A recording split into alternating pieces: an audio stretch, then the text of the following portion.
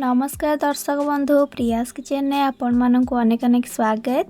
आज मु आपण मानक भेज चाउमीन बा सोया चाउमीन तैयारी करके देखैबी जोटा कि समस्ते खाइबा को बहुत भल पाती।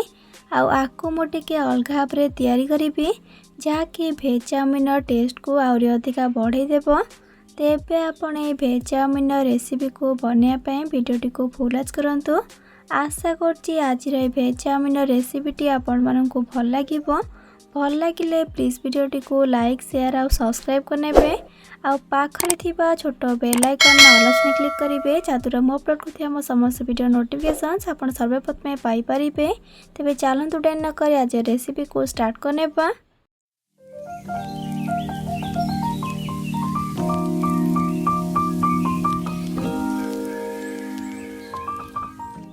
भेज चाउमीन बा सोया चाउमीन बनाया प्रथम ये देखो मु कड़े अधिक पानी को देकी गरम करिछि। पानी गरम हो गला परे गोटे छोट चामच लुण आउ गोटे छोट चामच रिफाइंड तेल पकेबा। आउ ता सहित ये ऐड करदेबा बे चाउमीन को। हाफ चाउमीन ये मुझे चाउमीन को देला परे ताको टिके पानी रे मिसई नेबा। आउ हाई फ्लेम रे 5 मिनट पाई चाउमीन को बॉयल होगा छाड़ देबा। चाउमीन अधिक टाइम लगी न थाए बॉयल होगा से 5 मिनट या बॉयल करेंगे। 5 मिनट पर देखु चाउमीन आमर भल भाव बॉयल हो गलानी। एबे कौन करबा ना गैस फ्लेम को ऑफ करनेबा। आकु नेकी गोटे स्टेनर को छाणी नेबा। गरम पानी रो चाउमीन को छाणी नेला परे ताकू ठंडा पानी रे टिके धोई नेबा जहा द्वारा तार कुकिंग प्रोसेसटा रही जाए कि चाउमीन आमर खिला खिला कि रेडी हे जमा भी चिपचिप हेबनी।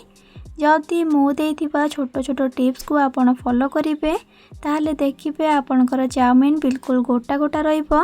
एइठी तो आमे चाउमीन को बॉयल करके रेडी करनेले ताको बे साइड रखिबा। आउ एपटे देखंतु मु नेइछि पाखापाखी गोटे कप रहबो सोया बड़ी। आपण सोया बड़ीर क्वांटिटी आपणक हिसाब रे कम अधिया करके नै परिबे। एबे आमे एथिरे ऐड करिबा एबे गरम पानी को। आउ पानी को दे सारिकी टिके बड़ी को पानी सह तल ऊपर करके मिसई नेबा।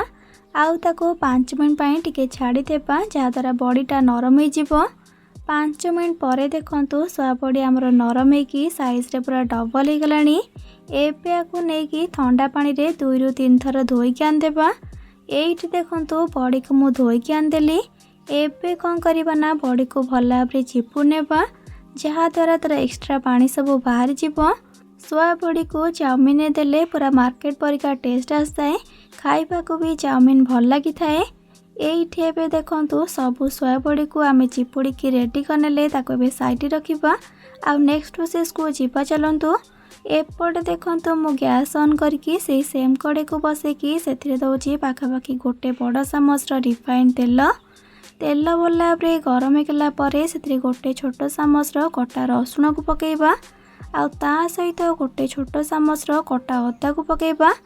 आउ एबे सेथिरे गोटे छोट चामच कटा कंचा लंका को दउची बा आपण जेतिकी राग खाइबा को पसंद करथिबे निज हिसाब रे कंचा लंका एथिरे कम अधिया करके देई परिबे। एबे आमे सबो को मिसई नेबा। आउ ताकू तेल रे टिके भाजी नेबा। आउ टिके भाजी गला परे सेथिरे गोटे मीडियम साइज रो पियाज को लंबा लंबा करके काटी के पकेबा। आउ ताकू भी टिके मीडियम फ्लेम रे एपट सेपट करके भाजी नेबा। माने जस्ट खाली 30 ରୁ 40 सेकेंड पाई हल्का हल्का पियाजटा नरम होगा जाए। तेलटा जेहेतु गरम अच्छी से पियाजटा बहुत जल्दी नरम हो जाए थाए।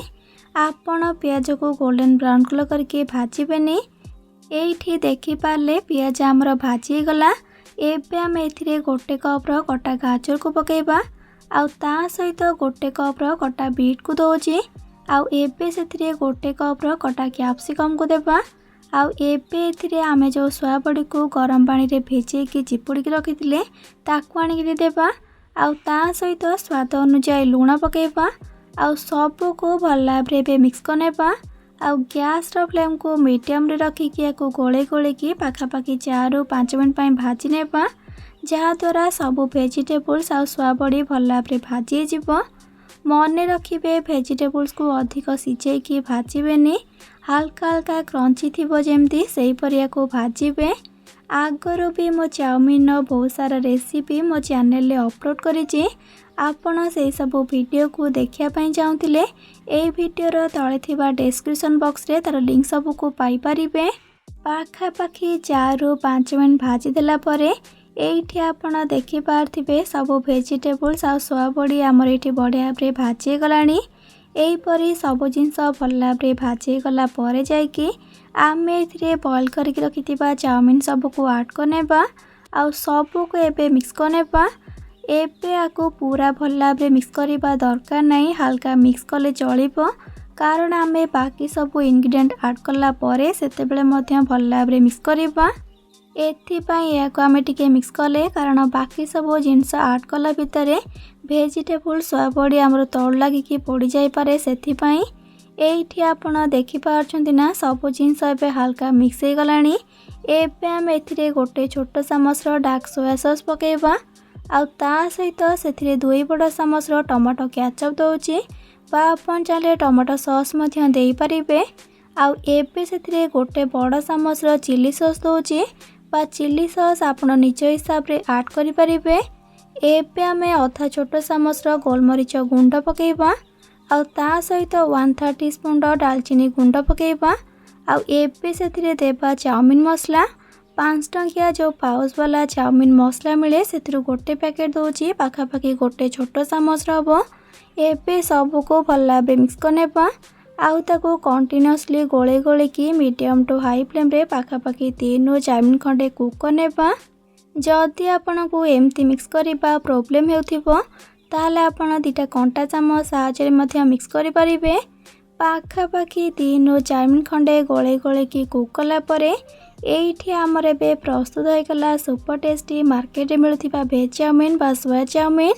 यार टेस्ट एकदम भुवनेश्वर मार्केट बिल्डिंग रे मिलुथिबा सोया चाउमीन परिका आ मेला की मीना बाजार रे मिलुथिबा सोया चाउमीन परिका।